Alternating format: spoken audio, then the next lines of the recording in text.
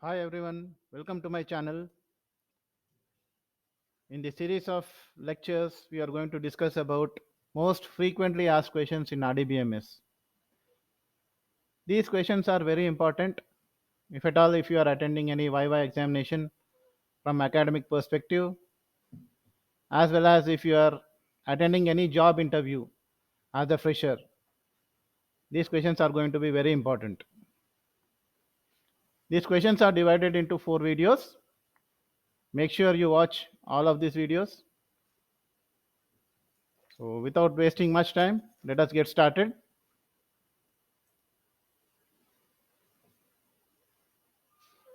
So the first question is, what is a database? And the answer for this is, a database is a collection of interrelated data. Technically speaking, a database is a collection of tables, right? You get many definitions from many others, but all the others try to convey one single point. A database is a collection of interrelated data. For example, what do you mean by interrelated data? If you're taking a student database, you'll have all the tables related to student information. Like student personal details will be one table, student course details will be other table, right? So such tables are all related, and collection of such related tables will be called as a database.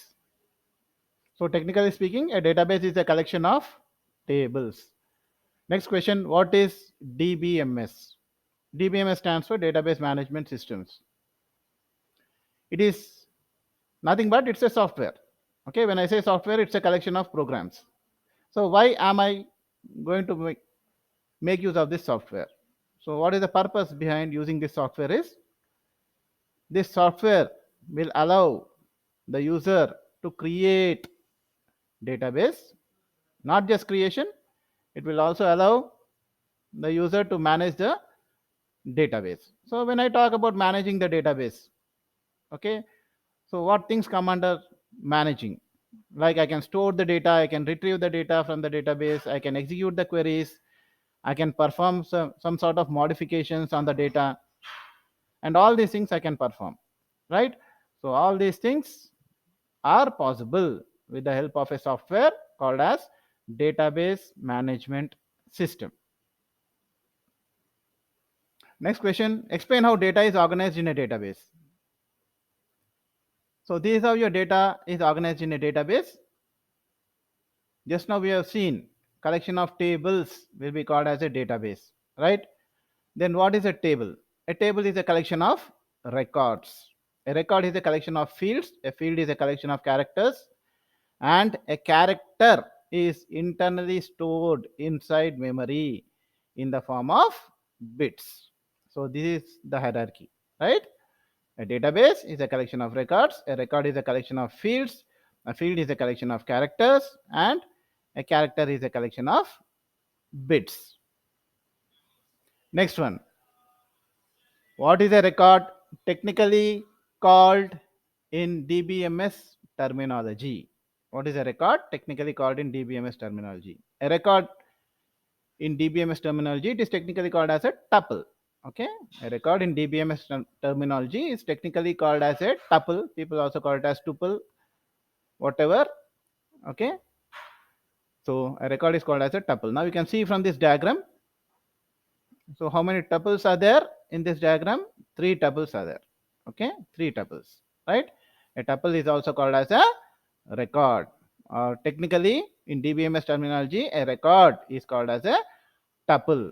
A record is called as a tuple. Next question. What is a field or column technically called in DBMS terminology? A field or column is technically called as an attribute. Now these are the fields: roll number, name, and address. Okay, so 3 fields are there, that is 3 columns are there, and these are technically called as attributes. Okay, they are called as attributes. Next question, what are the various database models? Now these are all the various database models: hierarchical database, network database, relational database, object oriented database, right? Before this we had something called as file management system. There were certain drawbacks with file management system, and hence these data models were invented. Next, a question might be asked, what is the difference between hierarchical and network data models? Okay, the name itself is telling hierarchy. Okay, hierarchy means here the data is represented in the form of a tree-like manner.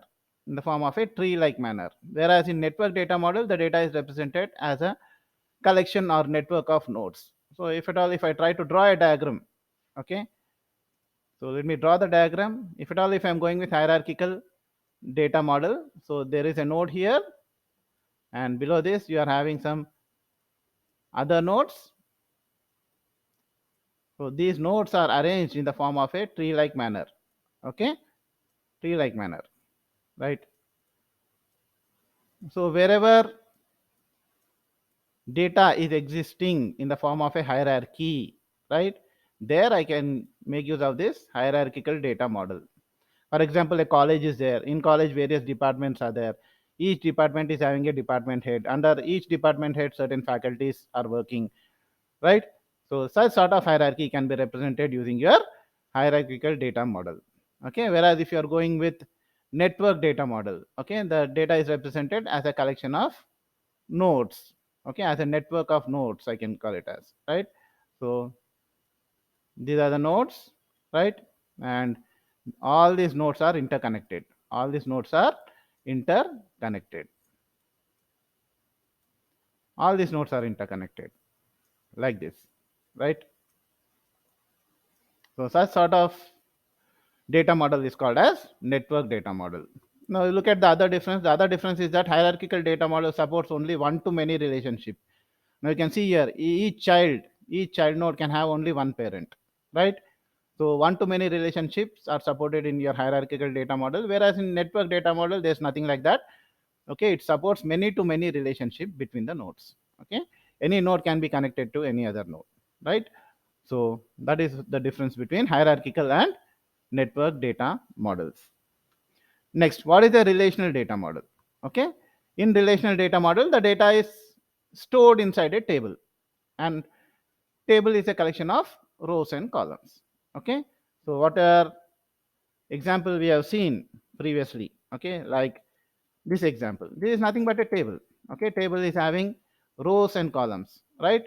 This table is having rows, okay, which I mean records, which are called as tuples, and also we have columns which are called as attributes.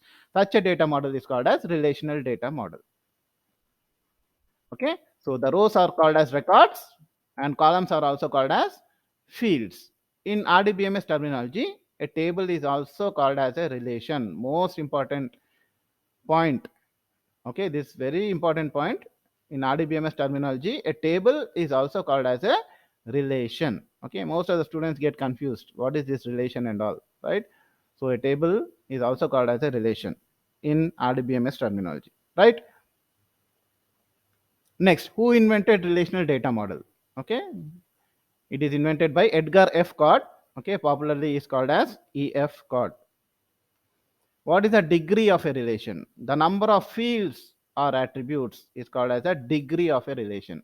Okay, the number of fields or attributes is called as a degree of a relation. So if at all, if a table is having student number, student name, and followed by age, how many fields are there? Three fields are there: student number, student name, and age. Okay, so hence the degree of the relation is 3. Degree of the relation is 3. Okay, so the number of fields or attributes is called as a degree of a relation. Next, what is cardinality of a relation? The number of records or tuples in a relation is called as the cardinality of a relation. So it is telling, the definition says that the number of records, we have already seen a record is called as a tuple. So the number of records or tuples in a relation is called as a cardinality of a relation. These are some basic terminologies which you have to learn before you attend any interview, right? What is meant by schema of a relation? Okay, schema is also called as structure of a relation. Okay, so when we talk about schema is talking about how many attributes are there in the relation. Okay, what are the data types of each and every attribute? Okay, all these things will come as part of your schema. Okay, schema means nothing but it is a structure of a relation. Okay, so what is a relation? Already we have seen relation is technically called as, or a table is technically called as a relation. Table and relation both are same. Okay, again I repeat, a table is technically called as a relation in RDBMS terminology, right? Next question, what is meant by domain of an attribute? Okay, so domain is nothing but the set of all possible values allowed inside an attribute. Okay, it is a set of all possible values allowed inside an attribute. For example, if you're taking student name, okay, what things are allowed to be entered inside a student name? Okay, basically characters, I mean alphabets, spaces, and maybe some dots or periods. Okay, these are the only things that are allowed inside a, what you call, student name column, right? So that is what is called as a domain. For example, if you're taking age, okay, age column, right? Then what things are allowed to be entered inside age column? We can enter numbers, only numbers. Okay, we cannot enter alphabets in age, right? Numbers. And also, what is the range of values that an age column can take? For example, minimum age is 1 year, maximum is 100 years, something like that, right? So all these things are nothing but your domain of an attribute. Okay, that is set of all possible values that are allowed inside an attribute, right? Next one, what are the levels in 3-level architecture of DBMS? Okay, this question is very important from theoretical perspective also, right? So what is this 3-level architecture talking about? Okay, basically we have 3 levels. One is your physical level, conceptual level, and view level. Don't get confused with these names. Physical level is also called as internal level, conceptual level is called as logical level, and view level is also called as an external level. So what is happening in the physical level?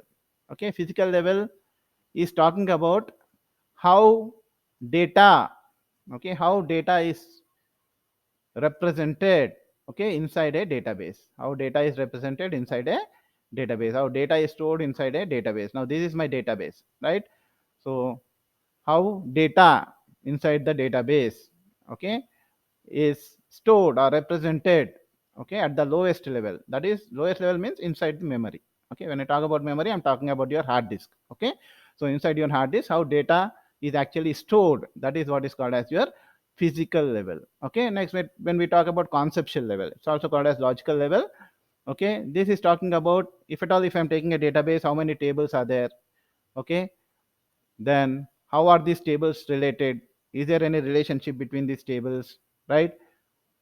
And all these things will be dealt in your conceptual level, which is also called as logical level. I repeat, what are the tables, what are the relationships between the tables, and all these things will be dealt at your logical level. And the last level is, or the topmost level is your view level. Okay, view level, right? So what is happening, it's also called as an external level. So who are the people who are working at this view level? Okay, end users. Basically the end users will be working at your view level. Okay, for example, this might be view 1, okay, first view. This might be second view. Okay, this might be third view. Okay, not every user will be making use or working with the entire database. Okay, every user might be working with part of the database, and hence each user has his or her own views. Okay, so who are the people who are working here? Here the end users will be working at the topmost level. And who are the people who will be working at conceptual level? Your DBAs, database administrators, will be working here. Okay, people, right? So these are the 3 levels in this is what is called as 3-level architecture of your DBMS, right? Next, what is meant by degree of a relationship? Okay, the definition is the number of entities participating in a relationship is called as a degree of a relationship. Okay, entity. Now you can see these rectangles are nothing but entities. Okay, again, one more important thing that you have to understand here is inside an ER diagram. Okay, this, what do you call, these rectangles are called as entities. Okay, now you can see here there are two entities. There are two entities, right? And depending on the number of entities, you can consider an entity as a table, okay, inside an ER diagram, right? Now depending on the number of entities participating in a relationship, okay, I can classify these into three types. One is unary relationship, binary relationship, and ternary relationship. Binary, the name itself is telling. Binary means two. Okay, that means here two entities are participating in a relationship. For example, first entity might be employee details, second entity might be his job details. His job details. Okay, employee details and job details. Since two entities are there, I call this relationship as binary relationship. Likewise, this is ternary relationship. Here three entities are there. First entity might be employee details, second entity might be job details, and third entity might be job location details, and so on. Since three entities are there, it is called as, this relationship is called as ternary relationship. If only one entity is there, then this relationship is called as unary relationship. Okay, unary. Take for example, I take one entity. Okay, people get doubt, can a unary relationship exist? Yes, unary relationship can exist. For example, you take uh, employee details table. Okay, and if someone asks you who is the manager for this employee details table, okay, so that employee, the manager is also an employee, he's also an employee. Since manager is also an employee, then he will belong to the same entity. Okay, like other employees working in the department, like manager is also an employee, so he is a person who is from the same department. So there two entities are not needed, there you need only a single entity. Okay, so such sort of relationship, okay, is called as unary relationship. Okay, so unary relationship is talking about one entity. Binary relationship is talking about two entities, relationship between two entities, and ternary relationship is talking about relationship with three entities.